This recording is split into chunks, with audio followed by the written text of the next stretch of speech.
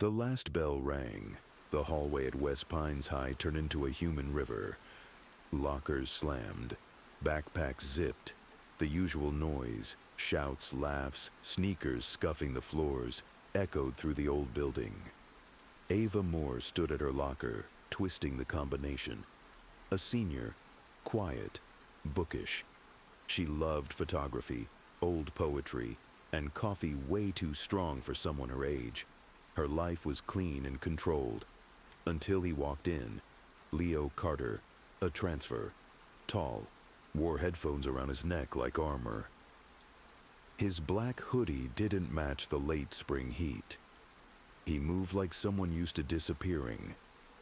He stopped at the locker next to hers, numbers 212 and 213. Ava turned her head. He caught her glance, eyes like storm clouds. "Hi," she said, because someone had to. He nodded, no smile, and that was it, or so she thought. Leo hated new schools. They all smelled the same, bleach, sweat, and cafeteria regret. He'd moved too much to care. His mom worked double shifts, his dad was gone, and he had music, so he didn't need people. But something about Ava caught him off guard. Not just the way she said hi, like it mattered, but the fact she didn't look away when he didn't answer. She just looked curious, and he hated that. A week passed, same routine. Locker, class, headphones, walk home. But Ava, she kept saying things. "Rough day? You like music? Do you talk? Or just nod?"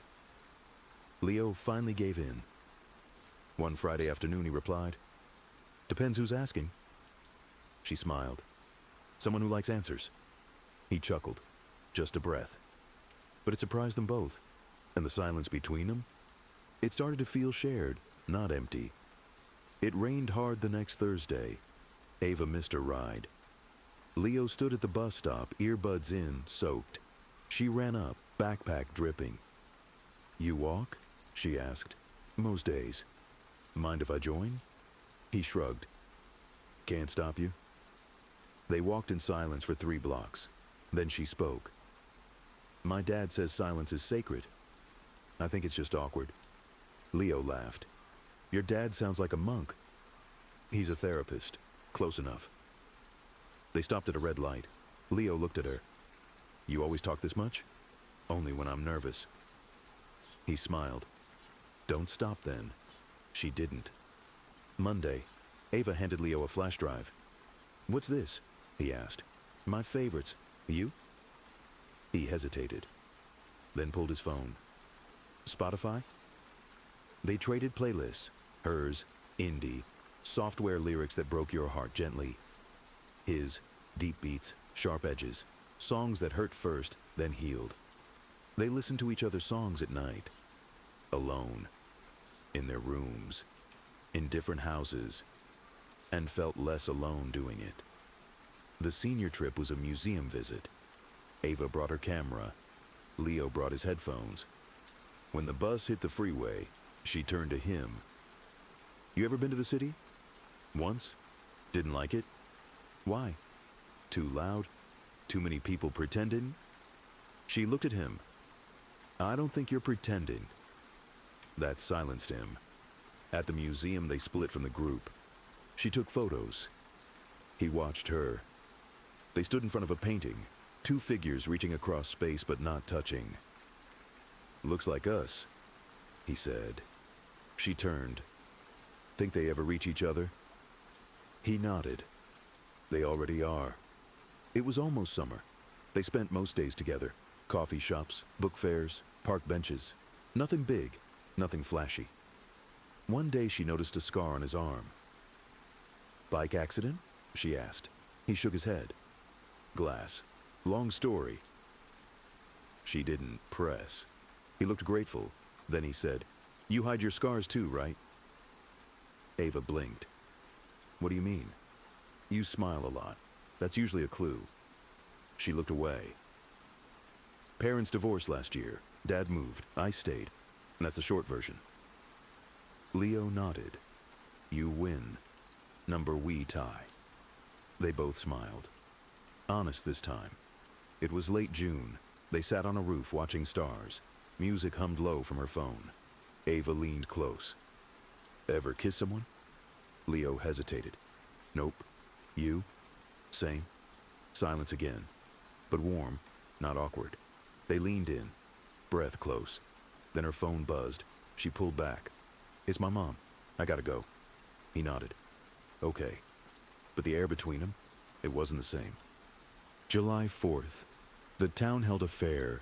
Ferris wheels, funnel cakes, loud kids. Leo found her in the crowd. Come with me, he said. They climbed a hill just outside the noise, watched fireworks from a distance. She turned. You ever think this, whatever this is real? He looked at her, then kissed her. Not rushed, not perfect, just right. When they pulled back, she whispered, Guess I have my answer. 10. Late nights, long talks. Summer deepened. They stayed up late on calls, talked about fears, dreams, regrets. Ava wanted to go to NYU, study film, make something that mattered. Leo wanted to make music, maybe produce, maybe teach. He wasn't sure. She believed in him more than he did.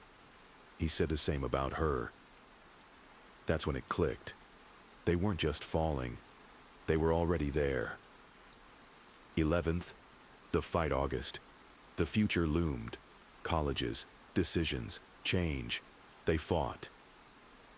You're pulling away, she said.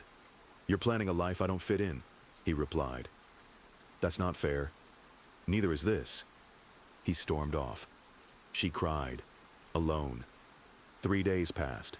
No texts, no calls, until 12. The letter Ava found an envelope in her locker, her name in his messy handwriting. Inside, a note. Ava, you're the first person who ever saw me. Not what I act like, not what I hide. Me. I'm scared of losing you, of not being enough. But more than anything, I'm scared of never telling you this. I love you. I don't know what the future holds. But I wanted to include you. Leo 13. The return. She ran. Found him by the old coffee shop bench. He stood. I got your letter, she said. He opened his mouth. She cut him off with a kiss. People walked by. They didn't care. When they pulled apart, she whispered, I love you too.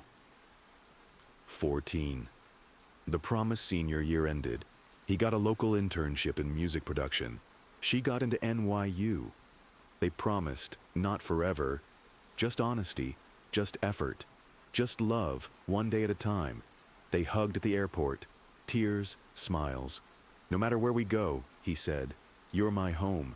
She nodded, and you're mine. 15. 1 year later, she stood in Washington Square Park, camera in hand, heart racing. Then she saw him, headphones around his neck, black hoodie, same storm cloud eyes. They hugged. He whispered, told you I'd find you. She smiled. I never got lost. They walked through the city, hand in hand. Not strangers anymore, soulmates.